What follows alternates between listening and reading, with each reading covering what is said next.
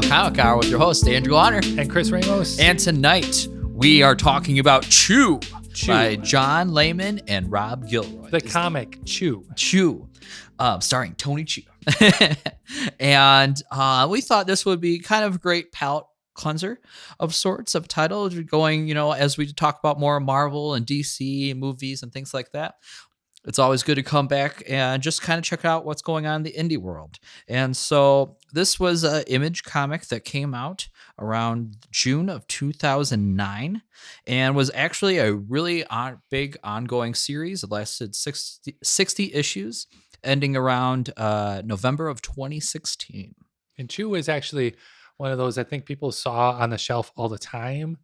Had a really good recognition factor. And yes. I don't know, obviously a lot of people picked it up. Yeah. But I don't know what happened through the years, but somehow we never read it. So sure. I guess I didn't really get heavy into comics until probably right as COVID was starting, probably in 2020, maybe right before in 2019, maybe started getting my first collected editions, but this was never really ever on all of my radar. Yeah. I mean, it's one of those Image comics. It's, it's published by Image and it's buried a little bit in their, widespread of Image comics. Of course, so I think it doesn't get as much recognition as it should. Sure. And actually, when you look it up here and there, a lot of people do call it like one of the biggest sleepers. Yeah. Because it is a really fun read, but it's just not getting that ongoing evergreen, bringing this back up to the front for you. Absolutely. Do you want to try the elevator pitch for Chu? Oh, I wonder. Yeah, I do think that's what happened. I think everyone was sitting around one day, just a bunch of buddies or, guys and girls. And they're like, all right, how about we do a comic? And the main character's name is Tony Chu, which is spelled Chu. And he is a Cibopath. Yep. That's what we Cibopathic. figured. Yep. Cibopathic. And what that means is, so when you have cibophobia, you are afraid of food and drink. It's just one of those phobias. You just hate the idea. You don't like food. That's the fear of. The fear of. That's cibophobia. And he's a cibopathic. Yep. So when he eats food, he gets memories and visions and he can piece together where this food was from and who was around this food or even I think the origin and the they call it used. psychic impression. Yes, and he just starts getting a bunch of these flashes and somehow he starts looking at the way to eat meat, not just food. So if he does eat meat, then he can see was this a tragic thing that happened? Yes, he can get the whole backstory. Very flashes of everything that goes on, who made it, who processed it, what emotions were behind it. Sometimes he gets origins, the country they were made from. And he gets hired by the FDA to be an agent. So think of NCIS meets the FDA.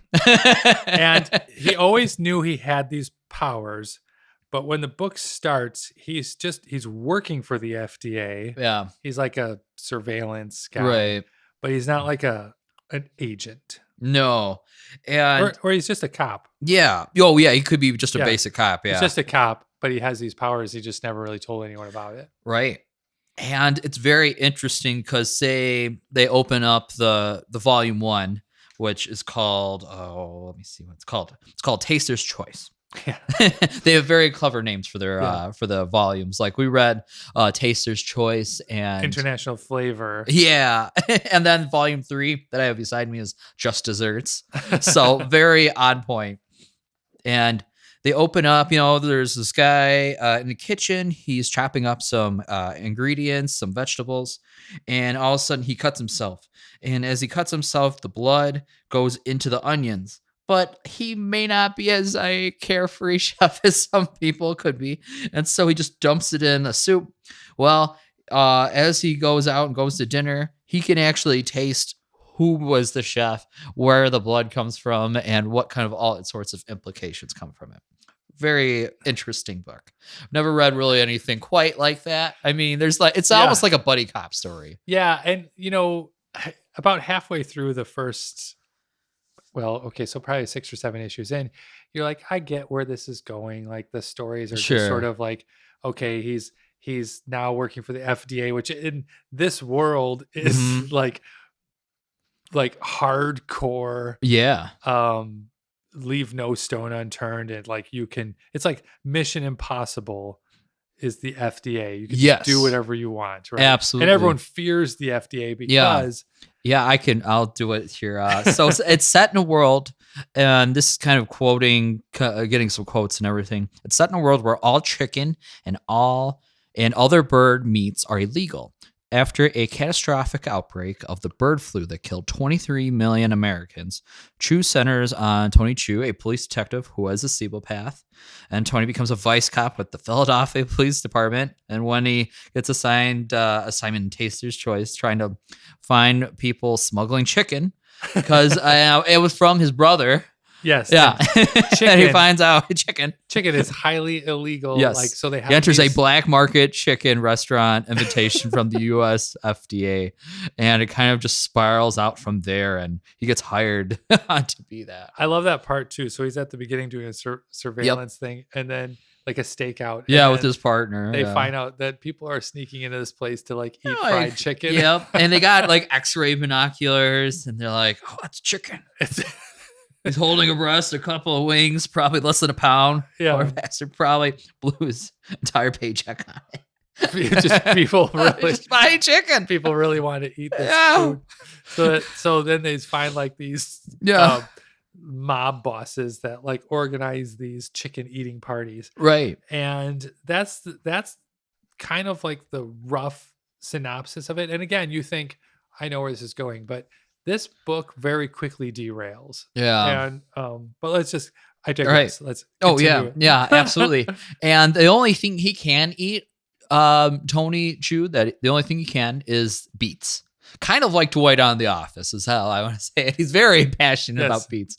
Because he did I guess they're just so much artificial that not contaminated, that he doesn't pick up any sensation from them, and that they just pretty much grow in the ground and they're done, and like that's it. Right. That's it. There's nothing to it. There's beets is the no drama. Yes. No drama. People think that's weird. Like, come on, live a little. Get that. He's like, oh, I don't want to, have to work or get those sensations. He's like, that's fine. Right. But it's just like chicken is like prohibition right now. And so it's kind of their job to kind of police it. And, if anybody is smuggling these chicken, it's like crack cocaine for people right now, or alcohol if you're going back to the prohibition analogy. And it is funny that that's where the FDA has grown in like strength and popularity, because they're the ones who oversee the food, right? And, everything else. They just want to make sure that people are not going to get sick again. Yes, absolutely. And it just leads to so many wacky adventures. His partner is John, and John he starts out very apprehensive at first. He's like trying to be like, come on, live a little, let loose. We got this, very buddy cop, the very polar opposite of Tony. Tony's a little more reserved and he's just trying to do his job. But also like he's kind of tired of like eating like people's ears or dead people, like the blood of a dead person or something like that. And John's like, oh, come on. And then eventually on their first mission, he gets his eye shot out, but then we later meet him and he becomes a cyborg. Yeah, which is cool because it's based in somewhat of a futuristic world. Yeah. But I mean, it's obviously Earth. Yes. But then they bring enough like sensational things in that you lose track of like exactly the grounding of it. So so you can kind of start piecing together that it's obviously a way alternate Earth, right? But the artwork too keeps it really fun and real loose. And if you want to go, do you want to talk about more about the art style? I mean, what really got me, I think it's very was it Rob Guillory here? I think it was a great cartoonist. Yeah, same here. He would be good like animator, I mean, a lot of his movement is just based on his like angles. He's showing like top down and then like like staring down the barrel of a gun and then staring through someone's head that got shot open and then like under someone. So the book has this weird, like fluid, like almost like you're spinning around the room a little bit. But yes, I agree. All of his drawings are, they kind of remind me of like the Umbrella Academy a little bit. Like, I could see that. It's just, some of the Gerard Way, Umbrella Academy and those comics. Absolutely. It's Gabriel Ba. Yes, that's it. Yes, we got there. We did it. You're with us. Everyone's with us now. But that type of style is where like the hands and weapons are sort of enlarged a little. Sure. The arms and they're a little more exaggerated. Wrists. Yeah. It's good proportioning though. Yeah. And like people like screaming are just as characters. Yeah. Like the one Mason guy. Mason Savory. He's so huge. Yes. And it's kind of, he's got a really large body, but kind of smaller legs. It's almost like the Kingpin idea that he's just such a overwhelming presence. But then when they're doing action, they fight like ninjas. Ninjas and cops. The whole page is like explode with that. So it's the artwork I think really helps sell this as a goofy story. Yes, but then it brings humor to it. And the dialogue does like too. Blood and like mystery and like murders and there's real like big criminal activity and a lot of swears, sort of. It's a little bit of a mature book, not too bad. I would say, if you're like college age, things like that. Nothing too bad. High school is fine too. High school is probably fine. Their boss, Mike Appleby, is kind of funny, going back and forth, just riffing off him because he's just trying to open Tony just a new one, and Tony's like, man, I don't care. He's trying to just please him. You're like, hey, just do him a job. And he just some hates people, him so much. Yeah, some people don't believe his power. Yes, that's true. So he's like a psychic working at the FDA. And so his boss just does not think that that's true. Yeah, right. Yeah. Like they're on their first, in the first couple issues here, he gives him here's your next job assignment. I hope you like finger food. And he gives him a finger in this it would be the quote of Mr. Beefy, which probably would be the equivalent of like McDonald's. Yeah. And he's like, here, or Burger King probably. Yeah. And it's like it looks really old. It looks really old. He's like, this is practically prehistoric. He's like, no, it took a couple days to work up the beer crack chain. And it probably wasn't all that fresh to begin with. Some brain dead fast food fry monkey found this in the back of a room of McBeefy's oven in Greenpoint. And you are exactly to tell me who digit this belongs to. And that's the thing. They bring him pieces of things to say, like, eat a little part of this, and they're hoping he gets a vision. Right. And so you start sort of living this story. Nom in your tum-tum, Agent Chu. And you don't get really anything solved until they sort of have this breakthrough, like here's a clue, and then they go he almost could you be like cold cases and things like that, right. Mm-hmm. So it's very interesting where it goes all over the place, and I guess it is kind of episodic like an anthology is, but I would say towards the end of like the first volume and the second volume, we start building up this like some reoccurring characters and some villains, and the storylines start to get a little more developed. Well, and I like that almost at the end of every issue, sort of. They leave it as a introduction to sort of a next step, right? Yes. Like a cliffhanger. Yeah. So they left enough breadcrumbs, so to speak, pun intended, to keep you kind of coming along and saying, okay, what is this new person now? Yeah. And they're always like, there's always a bigger bad, you know? And they keep building on that. Sure. I think it took me a little bit to warm up to the humor of the story. I'd say the same. Yeah. Like, because you're trying to get the feel of what are the rules. Is this funny? Is this funny? Because we don't read, I guess, a lot of humor in comics. And so to pick up just the vibe and okay, this is intentionally funny, and kind of letting your mind go a little bit. Well, what got me, I think, was the narrator. It's almost like all of this already happened. Yes. And that it's just sort of filling you in on the story. Like I didn't get the feeling, and maybe that's a downfall of the book a little bit, but I didn't get the feeling that you were watching live events. True. I don't know why. You were more invested, I think, than the story. Yeah, I just felt like you were reading the story of something that happened. Mm-hmm. And absolutely. like I just didn't like almost like it was a case file. And like you're reading a case file. Yeah. Maybe they set it up like that. True. That's the point. Yeah. I think I liked it. Volume 1 was okay for me. It was good. But then when I got to like Volume 2, I really liked that a lot more because it kind of really expanded like where could we go with this story. Well, like Volume 1, about halfway through, you start you start getting introduced to like more of the villains, you know, and then also the main characters. Yeah. So there's well, and you also get the idea too that he's not the only one that's got power a little bit. Yeah. Yeah. And maybe food related powers.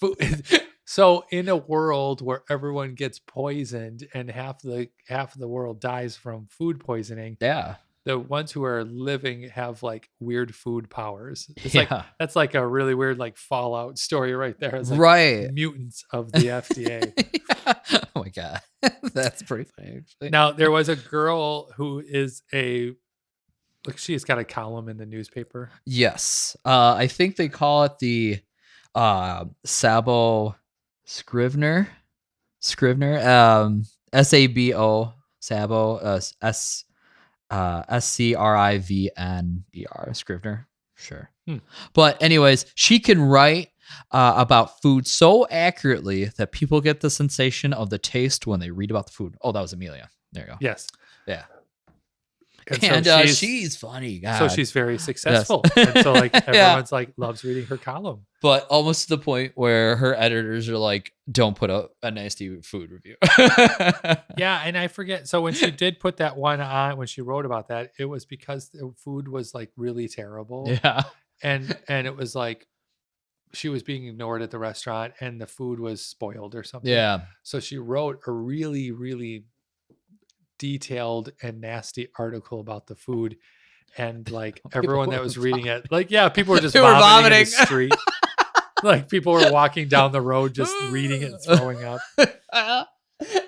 And Tony, of course, main character Tony Chu, loves it. He loves the story because he can see all and feel all that without actually eating the food. Right, which is kind of the ultimate partner and relationship to him. Because he said when he eats the food, he doesn't really taste the food very much. Right. Because he's having his psychic moments. Mm-hmm. So when she's explaining food to him, he can finally taste it. Yeah. And that's huge.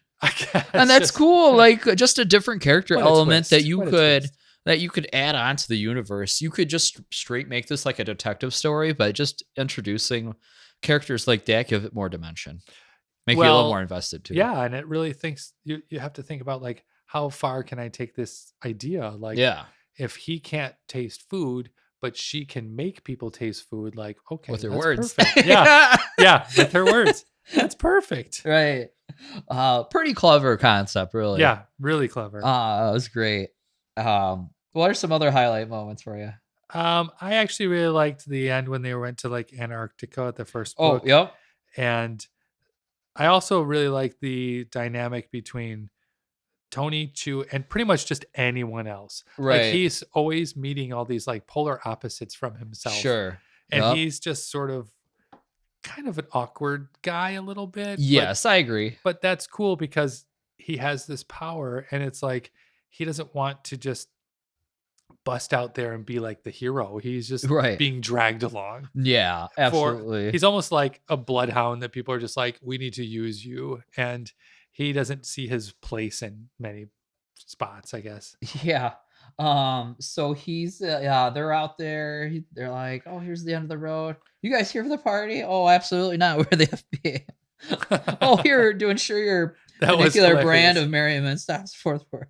That was great. This guy is just bunker and shout. You here for the party? Absolutely not. We're the FDA. Were these the bears? Oh no, these were the alpacas. I think pacos or something like that. Yeah, so like there were scientists down in Antarctica, and they were being funded $34 million by the government, and it only costs like $12 million to run the place. So they just had a ton of like overhead. So they have all this extra money, and they're just like doing.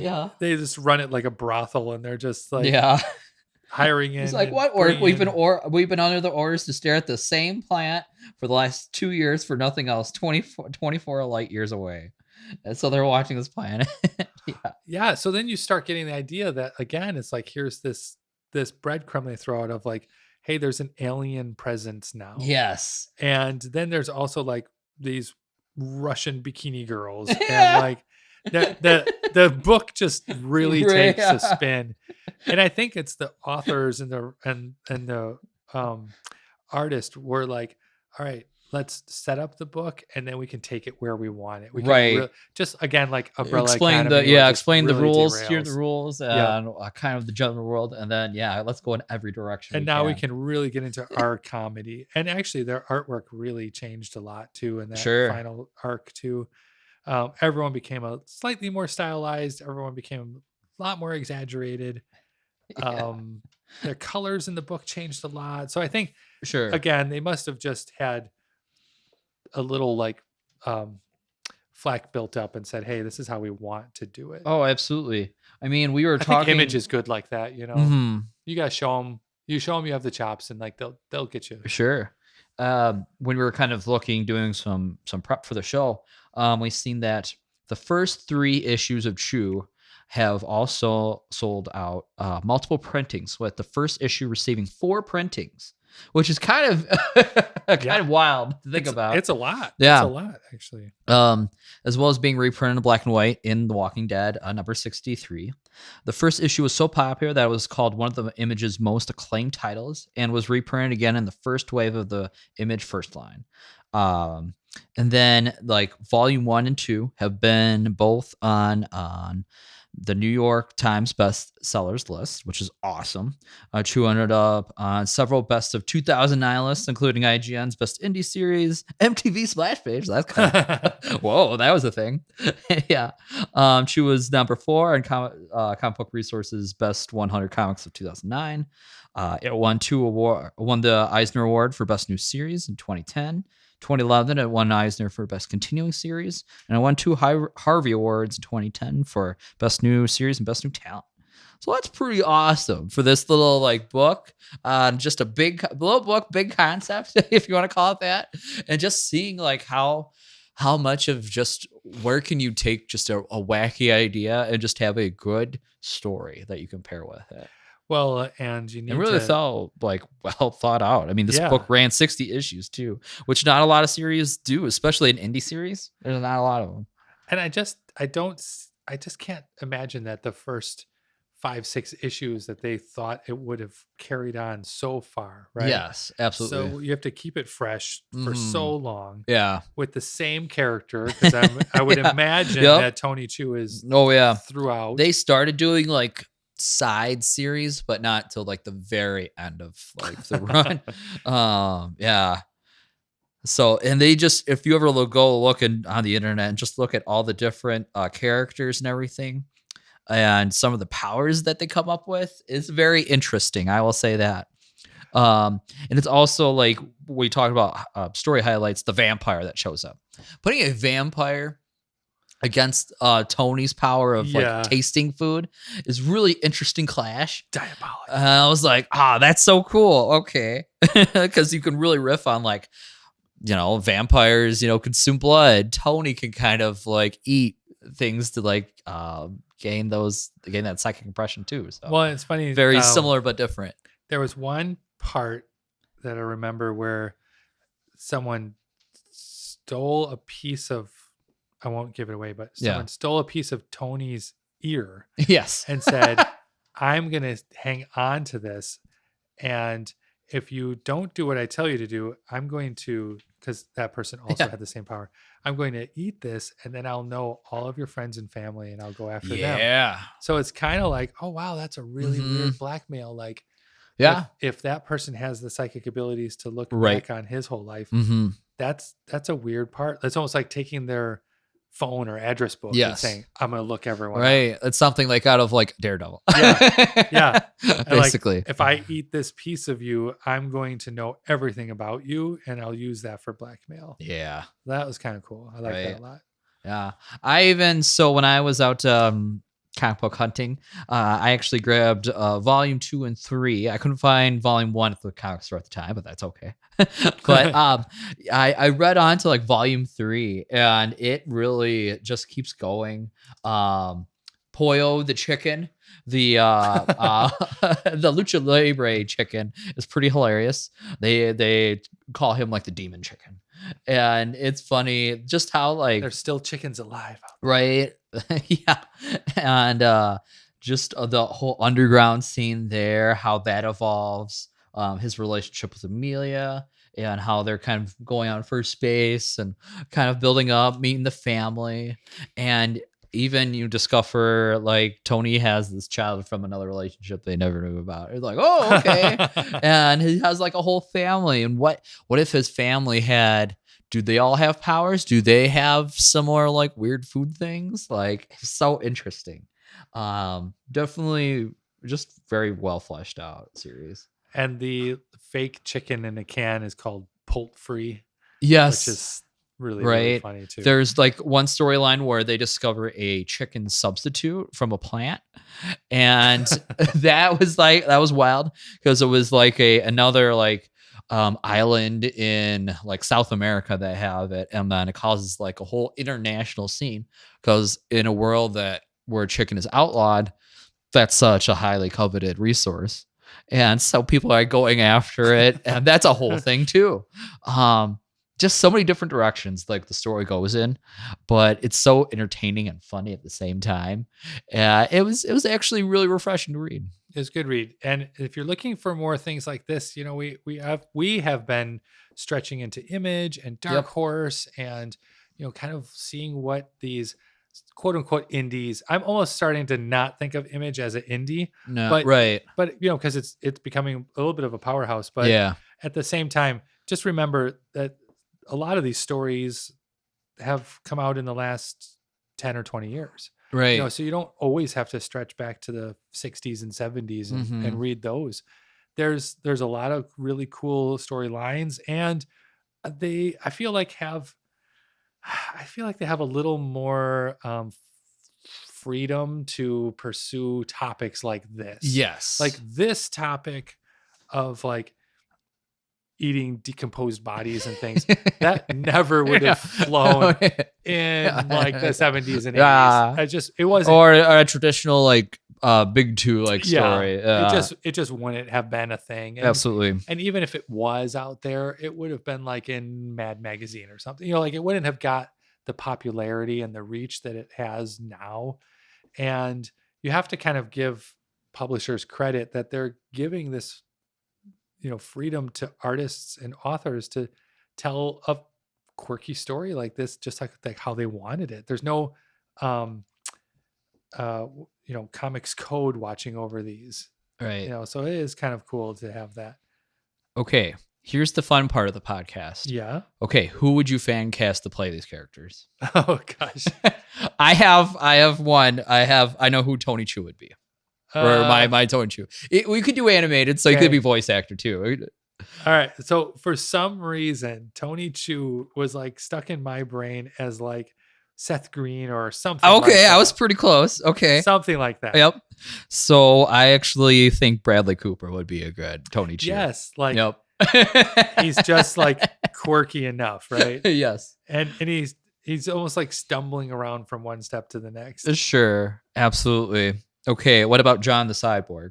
John the Cyborg. Gosh, probably like I don't want to say Mark Wahlberg, but like okay. I had Ryan Reynolds. Yeah.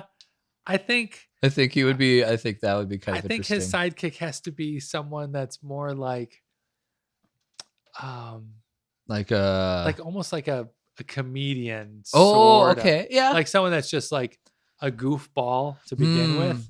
Oh, like Ed Helms or something like that. Okay. Yeah. And then like fell into this role. Sure. God, Ed Helms would be good for Tony Chu. Yeah, that'd be good too. That would be fun. And maybe his huge boss guy. Yeah. Mason. Yeah. I was thinking,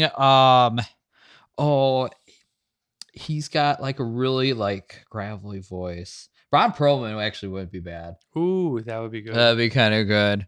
He could pull that off. Yeah, something like that. You just need like a larger than life personality for it. Almost like